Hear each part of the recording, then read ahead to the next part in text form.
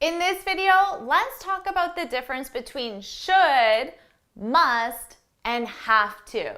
This is a lesson that's been requested by many students, and I know this is a confusing topic, so I'm happy to make this very clear for you.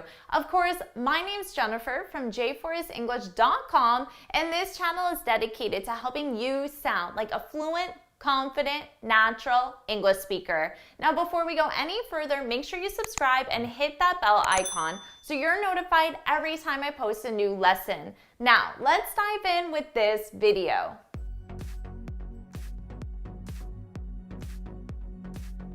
Let's talk about the difference between should, must, and have to. Now, all three of these are modal verbs, and we use them to talk about obligation or to give advice. First, let's talk about should. We use should to give advice or opinion or a recommendation. So keep in mind, should is not an obligation. So let's think of a scenario where you could give advice, an opinion, or a recommendation. Let's say your friend calls you and says, I feel overwhelmed at work. So your friend's in a negative situation and you want to give some advice, an opinion, or recommendation. You can use should. You can reply back and say, you should talk to your boss. Now let's take a look at the structure. We need should and a base verb. The base verb is simply the infinitive without to. You should talk. You should talk to your boss. I could use a negative and I could say you shouldn't take on any more work.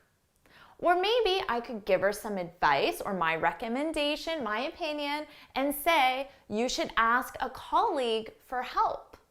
Now it's your turn to practice this structure. Let's say I call you and I say, I have a really bad headache. What's some advice, a recommendation, or an opinion you can share with me using should or shouldn't? And remember, you need your base verb. So put your example in the comments now. Now let's talk about must. Must is used for obligation. For example, you must finish the report by 5 o'clock. I have no option. I must finish the report by 5 o'clock. It's an obligation.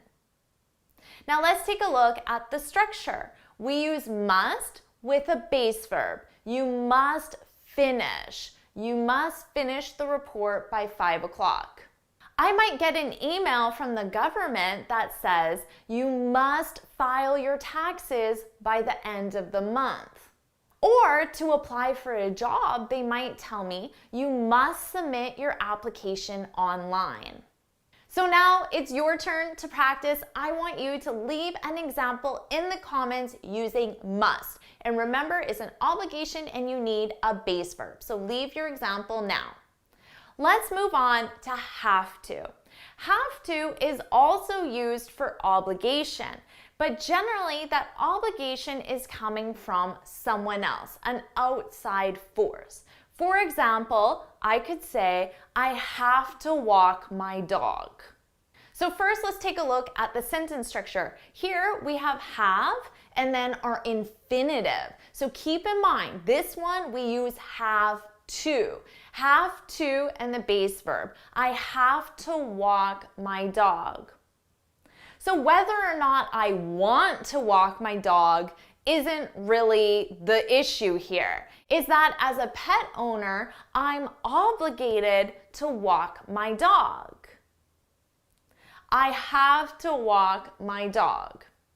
Or I could say, I have to babysit my cousin this weekend. So again, the obligation is coming from somewhere else. So maybe my aunt is requiring that I do this, or another family member. I have to babysit my cousin this weekend.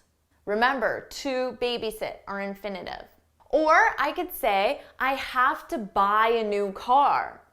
Now the obligation is my current car doesn't work anymore. So I have to buy a new car. It's not my choice. I don't want to, but I have to because my current car doesn't work. So now it's your turn to practice. Let us know in the comments something you have to do this week. Have to do. Remember to use the infinitive. So to summarize, should is used with advice, opinion, or recommendation. Must and have to are used with obligations. You might be wondering, what's the difference? Well, generally, I see must being used by the government or official bodies that give us rules and regulations. And I see it on online forms as well. That's when I see must the most. Now, with have to, I see that as an outside pressure. So that would be the difference between those two. And remember, should and must plus base verb, but have to verb. Have in the infinitive.